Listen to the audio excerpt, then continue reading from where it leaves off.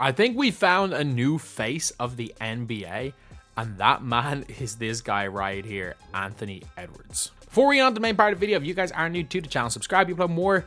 Well, we're going to be uploading more NBA content than anywhere else. Once we hit 1,000 subscribers and get monetized, trust me, this is going to be my main focus rather than the 2K stuff. Anyway, now let's get on to the rest of the video. So Anthony Edwards just had 40 points in a closeout game against the Phoenix Suns, basically putting an end to Phoenix Suns' attempt at winning a championship and probably putting an end to their big three. Who knows? Devin Booker might even be there next year. That's crazy. That is what the Minnesota Timberwolves have done to the Phoenix Suns in this series.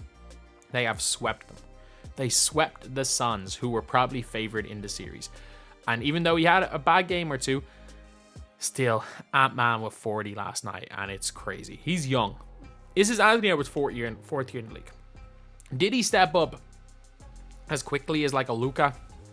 No, like Luka was all NBA first team in his first year in the league, or second year in the league.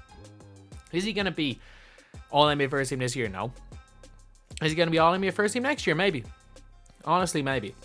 He is entering that conversation for best guards in the NBA. He is in that conversation. For me, you've got, as far as guards are concerned, you've got Luka, you've got Shea, you've got Curry. The three of those guys for me are in a class of their own right now. But Brunson, if Brunson has another good year, I mean, maybe add Brunson into that. But Ant, I think, is going to be in that conversation next year. I think Ant is going to be in that all-NBA first team conversation. And not just because Stephen A. Smith doesn't want to, or not Stephen A. Smith, was it Kenny Smith? Just because some voters don't want to put Luka in their first team because they're sick of it. I think maybe he has a shot of making the all-NBA first team next year.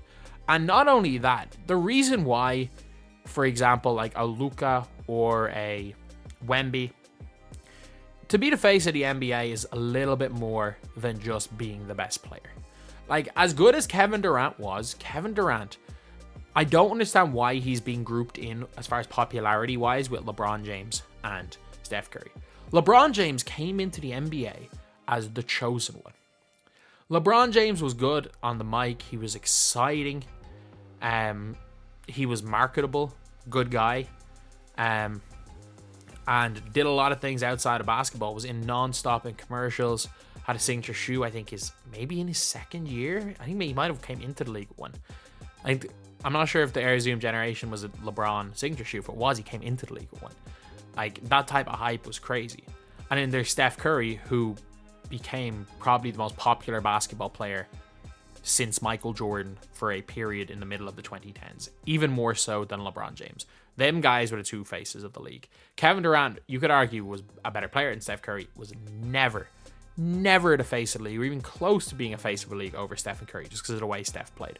And that's the thing, is that play style matters, and how they are, like, just as far as popularity wise. Anthony Edwards is a good actor. We saw him in A Hustle being Kermit Wiltz. We've seen incredible interview clips from Anthony Edwards. The guy's unbelievably likable.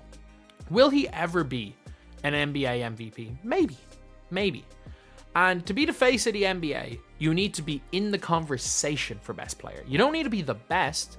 You need to be in the conversation for best player. Like, you can get away with being the second or third best player. Like, there were stages where Kobe Bryant was the face of the NBA, and whereas he wasn't the out-and-out best player, but he was in the conversation. There were times Allen Iverson was the face of the NBA, early 2000s. Was he the best player in the NBA? Probably not, but Iverson and Shaq would have been faces of the league post Michael Jordan, and Iverson wasn't. He was up there. He was definitely up there, but he wouldn't have been. And I think that's where Anthony Edwards has the advantage, is that he's a more interesting person than a Luka. As much as Luka has Luka magic, Luka is one of the most boring players to watch in a full game. He is literally James Harden in 2018 with a little bit more magic, as far as just interesting to watch. Anthony Edwards on any given possession could jam it on somebody. He'll shoot, he'll play defense, he'll do everything. He'll do absolutely everything, and he's fun to watch. He's a human highlight film. And when it comes to Wembanyama is a basketball playing robot. This man does not want to do anything but hoop. This is like, his attitude is like if you implanted the brain of like a 60-year-old into a 19-year-old, and the 60-year-old has like all the wisdom of how exactly they need to play out their entire life to be the greatest of all time. That's literally the mentality of Wembanyama. He is the most, I hate to say this, he is one of the most boring people ever, but he's a basketball robot. He cares about one thing, and it's playing basketball. Nothing else. Everything he does in his life is to be better at basketball. And that is the crazy thing. Like, but he doesn't interview well enough. And does the face of the league have to be American? Not necessarily. But at the same time, it has to be a player that is relatable in some way or another outside of basketball, which Anthony Edwards is. And Wembanyama is a 7'5" alien. Man's probably not even from this planet. We've never seen a guy with his head screwed on as much as him. I've never seen it before in my life. Wembanyama is going to be one of the most popular players in the NBA. I think Luka, obviously he currently is right now. Tatum is going to be, but Tatum. Devin Booker, again, is an interesting player. But there's just something different about Anthony Edwards. There's just something different about this guy. And is he the best player we've seen? No, he's not. But after every game, he's just so likable. He's just so likable. And if you don't like him, it's because he has cooked your team and you hate him. And that's also a thing. If you can feel strongly enough about somebody that the reasons why one person likes them is a reason that you hate them, if you can have a strong enough feeling, they become interesting. Just like LeBron James. LeBron James is simultaneously one of the most liked and most hated players of all time. Stephen Curry. People hate Steph Curry because of his arrogance. And a lot of the reason people like him isn't necessarily because of the arrogance, but it kind of helps. They're interesting. Whereas Wembanyama is just a joke.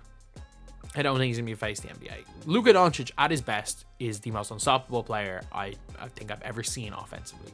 Nikola Jokic might be the best player of the last 15 years.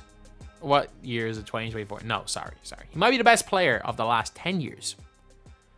Nikola Jokic. Yeah, from 2014 onwards. You can make that argument that over the last 10 years, Nikola Jokic, peak for peak, might be at its highest, even over a LeBron James in 2016-ish, or Steph Curry then. But Nikola Jokic is never going to be face the NBA because he doesn't care about it.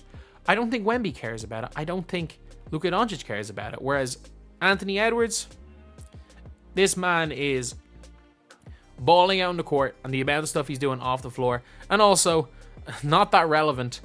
If he keeps up with these shoes that are bangers, yeah, he might be big enough to bring Adidas back in the conversation for basketball shoes with Nike, which would be wild. But yeah, I really, really rate this guy, not only as a player, but just there's something about him, and I haven't felt that kind of like presence about a player on and off the court in a long, long time. And I genuinely think the next phase of the NBA is here, and it's Anthony Edwards.